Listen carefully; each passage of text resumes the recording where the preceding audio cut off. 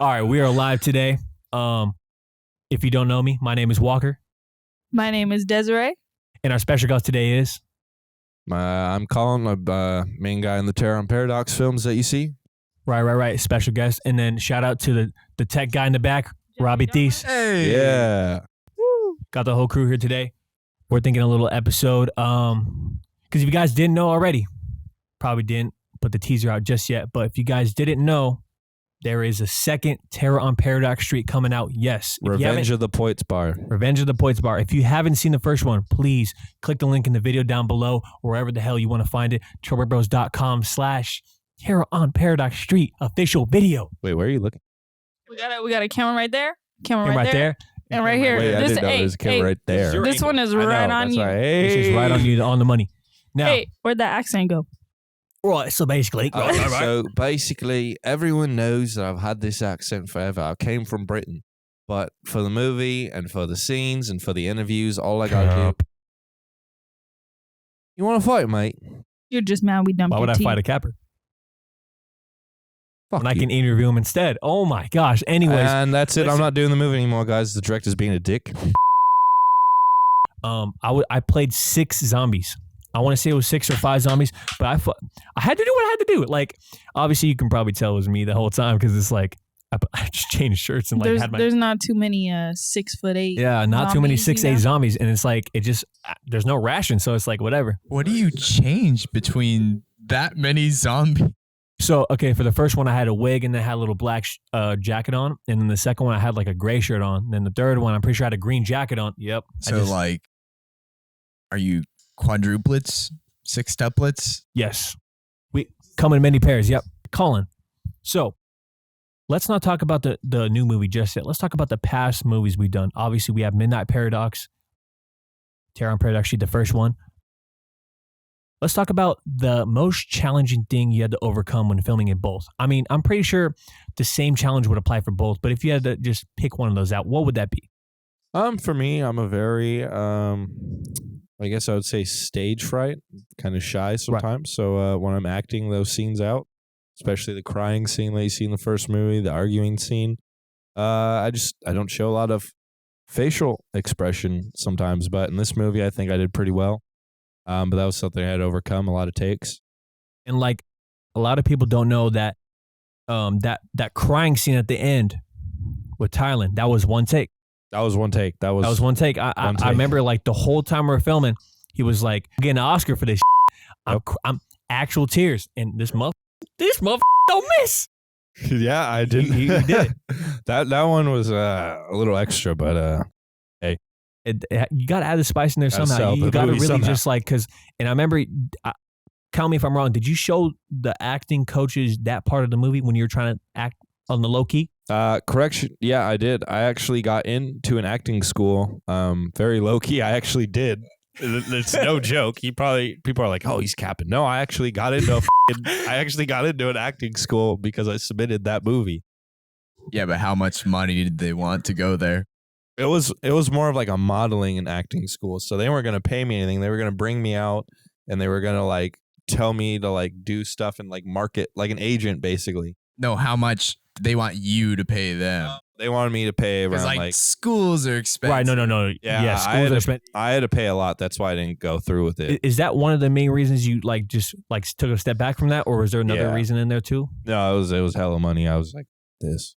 Right. So hardest part, we got that. I would say, yeah. I would say, honestly, in my opinion, the hardest part I had to deal with was really just going off people's schedules. Because like when you think about a short film like this, you're not only just directing it, shooting it, you're doing the production and shit, and then you figure out how much really goes into the production of a film. It's like I had to go around like, I want to say like 6+ schedules. And 90% of the time, I'm not like everybody came through for me, but there was times where like it was, and what sucked the most is like we film at 9 and then at 8:30 I get hit with the, hey, I can't come to film it. So it's like I got to film around that. So it was really a lot of roadblocks that had to get, to the point to where we had to get the finished product. But it was just a heads up. We just got done filming scenes for the second one, and you can tell my hands still have blood on them and all that. The second movie is going to be good. Yeah, and just to give a lot better than the first. Yeah. And I would say one thing I'm very proud of in this movie that's going to come up, and one thing that I want everybody to look out for is a quality difference. And obviously everything's still 4K, shot on the Canon M50 as well, but lens wise and all the other, the nerd shit you want to go deep into, but definitely you can see a lot of improvements from the last movie when it comes to just scene selection, when it comes to shot selection, when it comes to just audio as well.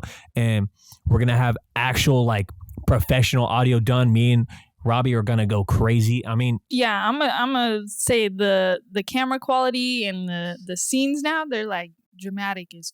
And like, that's the kind of look out. Yeah. It's like like if you're walking. It's like we upgraded everything. It's like if Colin went to go get a bag of chips in the fucking living room and like someone was playing some dramatic shit on the TV. It's like you just look at it like, oh, that's nice. Yeah. But aside from that, back to Colin. All right, Colin, let's go back to Terror on Paradise Street #1, right? What would you say the funnest on-set experience was on the whole shoot? I would say just, kicking it with friends. We went to a lot of houses, went to a lot of streets. We used Robbie's house a lot, and we would just usually kick it there after we filmed, and it was a fun experience. Right. I would have to agree with you as well, because when I consider, shooting a movie in a small town like Lompoc, I mean, like 90% of the time, we're literally just going to go to someone's house and like kick it. And there's nothing wrong with that, just kicking it, watching TV, like TikTok, whatever, bullshit. But like, I think the idea of really getting everybody together for a project and really just having fun with it as well, because like, yes, it is going to be a serious project. I'm not saying it's not, and don't make it sound like it's not, but it's half and half. It's like you're hanging out with your friends, making a project, having fun. It's like, and then you have something to look back on. And obviously, like, I know everybody's going to put their effort in and everybody's going to go crazy on it, but also we're having fun at the same time. So that I would have to agree with you as well. Were you guys surprised that everyone actually came together to make that movie? You know what? Was it something? Was it taken seriously from the start? No, at the start, I had the idea. I remember it was about September, October. I had the idea of like, I want to get this movie going. And at first I wanted to relate to it to Midnight Paradox, but then I just kind of fell through in a new idea. Me and Colin talked about it, and then me, Colin, Thailand, a couple others, we just, went to my house, we have an audio recording of it. We were just chatting about like, Robbie knows, we were just chatting about the whole movie. And, at first everybody was really on board with it. And like, obviously there were a couple differences here and there. I would say the biggest issue with cast, I mean, no one really came to me with any issues like shooting schedules. Everything was pretty like, I would say, what would you say, like fair wise? Like I texted the group chat, hey, we're going to film these days. Like it was pretty. What about roles? Anyone fight over roles? Roles wise, no one really fought over roles, but like character wise, Thailand did not like the costume. He didn't like the skeleton. I didn't like the costume either. Hey, I'm gonna be honest with you. That boner was bigger than him. But, no, it's like, okay. But I mean, that originally what was supposed to happen is we were both supposed to wear them. Yep. The costume didn't fit me. So we okay, had to go with something else. So I remember this. Okay, so boom. So I remember we were talking about the movie in the group chat, and then Colin the whole time was sending that fucking stupid ass picture with the skeleton and just like the fucking pose. And I'm just like, are we actually down? He's like, dude, I'll cop it. Let's go. The day we buy it, bro. The day we fucking buy it. I remember I bought it, and he tried it on. And he goes, I'm not gonna lie, this shit's ass. Yeah, if you look on the bloopers, you could see it taking me wearing it and just Skelleboner, baby. Skella what? I bought one for him to try on, but I was like, I already bought it. Tylen, you're wearing this shit. Yep. So he wore it, and then the whole movie, like, he was just like, this sucks. Yep. But that was a lot of the comical appeal. Yeah. Yes, that's what I'm saying. It's So like, many as much jokes. as it was, but it was just like, you think about the movie, it's scary, and then you're like, oh, he's wearing a skeleton costume. Yeah, but so it's a lot of things have succeeded doing that. Like Yes, scary movie. 100%. Like it's, a lot of people like the jump scares, but at the same time, it's like you make it lighthearted. 100%. Yep. You want to come back to that little like comforting feel. You're like, Lighthearted. oh, these are these guys in the movie. Like, I need to relate to these guys. For the new movie, we're gonna talk about. We're not gonna spoil it. But is there anything the audience needs to really look at, or do you think like the audience is like, oh, same shit, this is a sequel, or is there something out in the movie that's like they need to really like lock into the movie to pay attention type? I think everything's a lot better. It's more official. Like we said, we got better we got like better camera quality. We got better makeup. Like The last time we didn't have a makeup artist, we just did it ourselves. This time we have my girlfriend do some of it, but lately I've been doing it. Yep. Which isn't bad, but like I said, so we got better makeup, better camera quality, better acting, and I think we just learned from our mistakes from the first movie.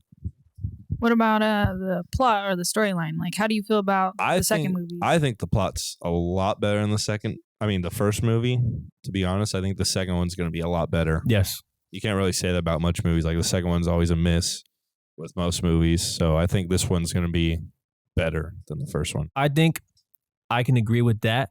The plot for the first Terran Predator actually was a little unorthodox with everything going on, this, that. I would say for this movie, there is a lot of road bumps. There is a lot of things that come out of the bloom, but it is a very simple plot. It's like, hey, blah, blah, blah, blah, blah, blah, blah, blah, blah. It's like that type shit. So I think for this plot. What type shit? What? Blah, blah, blah. Like blah, blah, blah, blah, blah, blah, blah, blah, blah, Like better dialogue interaction. Yeah, no, I'm saying okay, so like let me actually make sense of it. Okay. It's like, hey, my dog's missing. Yeah. For real? That's Yeah, you trying to help me? Oh, for real? like that. Let's get that? it. That's how it's very straightforward. Like I'm not saying in the Just first like that. not saying the first movie wasn't straightforward. I'm just saying like this one's a lot more clear. Sure, There's the word yeah, there. okay. A lot more clear. For real? Yeah, I feel like there's a lot more serious dialogue and Right. background to this part. I feel like the second movie is just a lot more serious, like in general. Right. And there's still gonna be some funny scenes in it. Like don't get me wrong. Don't expect I mean just like the production of it in general, like a lot more serious. Right? Yeah, Right. Like don't get me wrong. Y'all are still gonna be on the edge of the seat laughing. And like you're gonna get spooked. I'm gonna make sure the jump scares are like some real stuff, like popping, like not 3D. I ain't got that kind of money, but like yeah, we low budget over here. what we Plus, the thing is, we're going to have so much time to edit it. We're filming it now because Walker leaves in August, sadly. He leaves in August, so we only have from now. This is being filmed on June 19th today, right? June 19th? 20th. Oh, It's, June. it's 12 o'clock. So Oh, it's 12 o'clock. Now it's June 20th. So this is being filmed June 20th. We have till August 1st, and we just started filming the movie. Yep. And last movie, we were in such a rush because we missed the due date. Yep. And we were supposed to drop it on Halloween. It came out in December. God, if you're aware of the due date, if you guys are aware of the ending of the movie, you will know that the timeline was so messed up. There were little Christmas lights in the background of the movie. I was gonna say that. Dude, it was just like that's how you know it was bad. Dude, surprisingly, Midnight Paradox has like almost 500 views. That movie was garbage. No, like I did not like that. no, it was all right. Like looking, no. Honestly, looking back, it's probably all of us like going back to show people and just rewatch it. no, looking back at it is like there were a lot of things I liked. There were a lot of things I disliked. But overall, it just I don't know. We'll have a better one. No, but seriously, like it's good though because it shows the incline of like our progression. Right. This is the only two that you mentioned besides the one that you're working on was Midnight Paradox and then Terran Paradox. The part one. Yeah. Yeah. That's two movies. You can so already between the three of these, This you'll one's be able gonna to be tell best. the 100%. But yeah, I think to wrap it up here, I mean, I'm sure everybody in here is excited for the movie. Like I said, everybody in here is playing a big role, and I'm looking forward to seeing how everything turns out. Obviously, I mean, like I said, the progression is there. I mean, I think it's gonna be sick, and I'm just excited to see how it is. But yeah, thank you guys for tuning in. This has been Walker. This is Desiree. And this is Colin. Oh, I have to do one too? Yes. Yeah. And Robbie. Yeah. And we hope to see you guys in the new movie that's coming out. We hope we're stoked we on hope it. to see you guys in the new movie. Is there a release date?